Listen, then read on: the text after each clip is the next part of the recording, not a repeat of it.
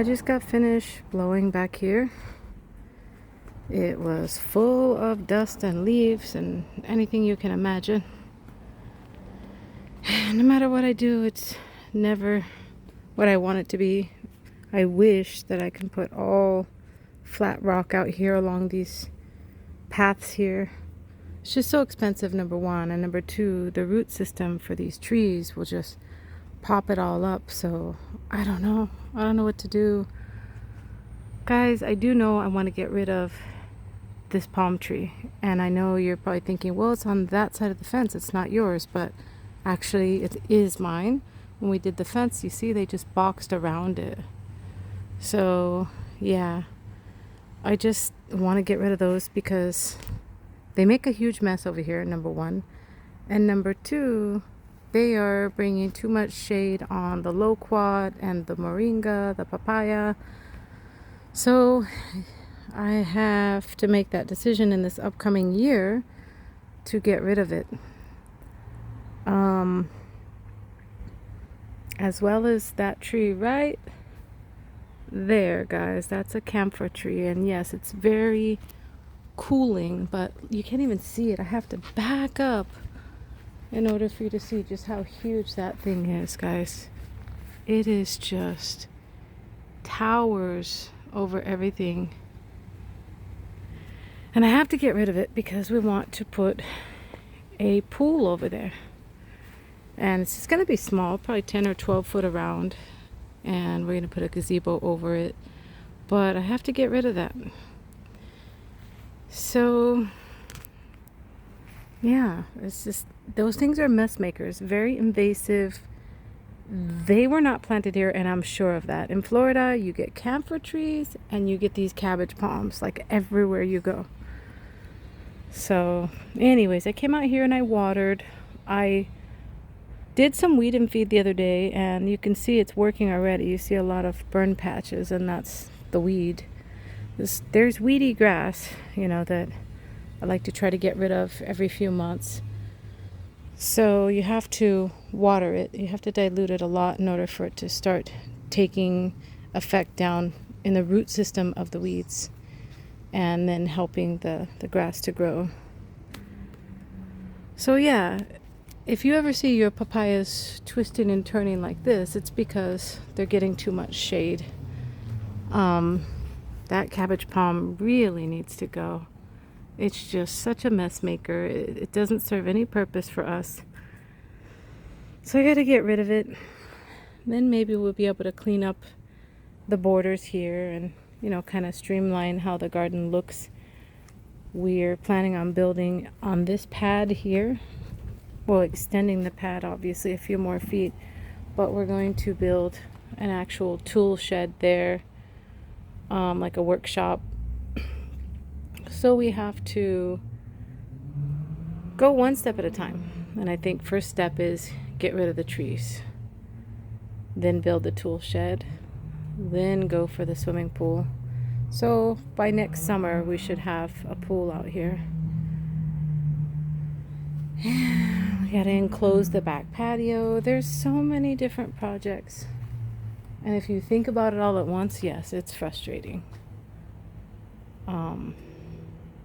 But I'm not going to think about it all at once. I don't know. I just kind of make lists in my mind. That's what I like to do. So back here, I don't think we have any plans for 2026. I wanted to kind of rush forward and do like the outdoor kitchen out here and close all this in. But I think that's probably going to be a 2027 project. It's just a lot.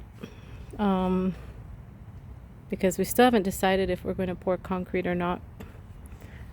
I don't know. I'm thinking about just doing those concrete footers and putting the forever frame, the galvanized frame as the base on top of the concrete. Piers, they call them. Piers. And just lift it up like what we did with these two. That's exactly what these are up on. So they're up off the ground. Thinking that's the least expensive way to go, and that's probably what we're gonna do. But yeah, We want to enclose that patio, get rid of that, what do you call it, vinyl covering, which is all full of holes from the last hailstorm that we had. It really busted it up good. It's a lot, guys. It's a lot. I really wish that I could do this full time instead of working, but the work that I do helps to fund these projects. So yeah, and you know, you just gotta take your projects one step at a time. Just, you know, a lot of people say, oh, this is fine the way that it is, but you know, everybody's personal goals are different. You know, my goal is to kind of have this as a nice family compound, a nice comfortable place of refuge for people to be able to come and enjoy themselves, and a beautiful place, a functional place. So this is the end result of me transplanting the azalea. They look happy back here so far, and I can't think of these flowers for the life of me. I'm thinking it's called Rose of Sharon, but I'm not sure. And I think those other ones are buttercups, but I'm not really sure. They look just like a buttercup that I have in the front, but they don't have flowers on them yet, so I forgot what they are.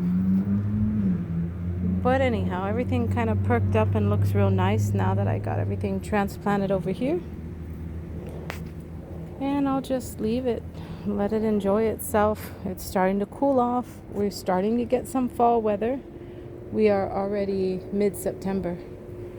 Imagine, in other states, by the 1st of August, you've got nice cool weather, but we just don't have that here. We don't have that luxury of cool weather here in Florida. So yeah, got all that done for today.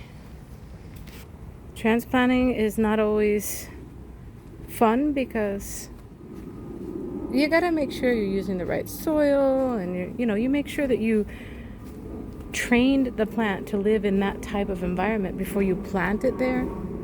So that's what I had to do with those plants.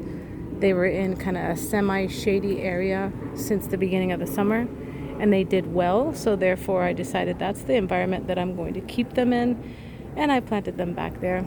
But as you see, most of my garden is a shaded garden, and that was my goal when I bought this property. I was like, oh my goodness, this is too bald and empty. It was just a desert over here. So that's what I worked on, was getting all the shade in here that I could. Mission accomplished. All right, guys. Well, just gonna remind you that I'm praying for you every day for your peace and your success, and that God heal you from any ailments that are weighing you down and preventing you from thriving. I pray that you learn to pray for others as well, and may God guide us all to the right path and teach us peace and love, and that you find your special place in the garden and you always thrive and grow. Ooh, that airplane just took off.